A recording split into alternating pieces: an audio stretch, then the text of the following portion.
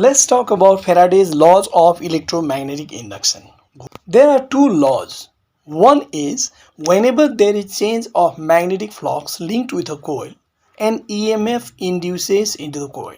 What is the meaning of this law?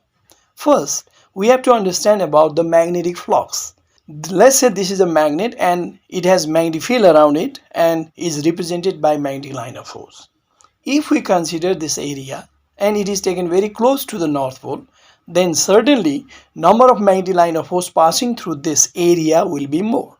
But if the same area is taken to this place, then number of magnetic line of force passing through this area is less. So in first case, magnetic flux is more because number of magnetic line of force passing through enclosed area is called magnetic flux associated with that area. And magnetic flux at this place near to the North Pole is more, and here away from the North Pole is less.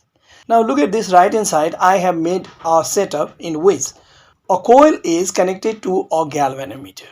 If a magnet is moved towards it, then certainly magnetic field associated with this magnet also move towards the coil, and number of magnetic line of force passing through the coil changes. If magnet is moved towards the coil, then number of magnetic line of force, sometimes more number of magnetic line of force passes through the coil, sometimes less. At this time, what is seen? The current flows in the coil. But in this case, current flows only when the magnet is moving. When magnet is stopped to move, then current doesn't flow.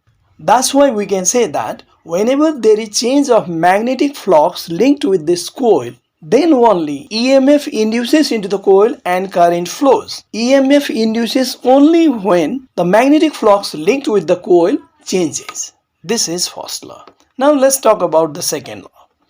The rate of change of magnetic flux is directly proportional to the induced EMF. What is the meaning of this saying?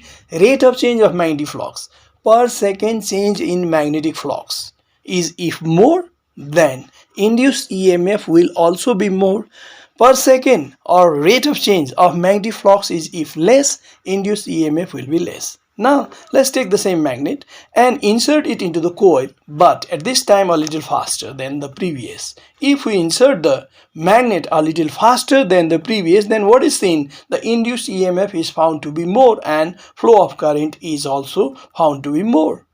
This way we can understand Faraday's law of electromagnetic induction.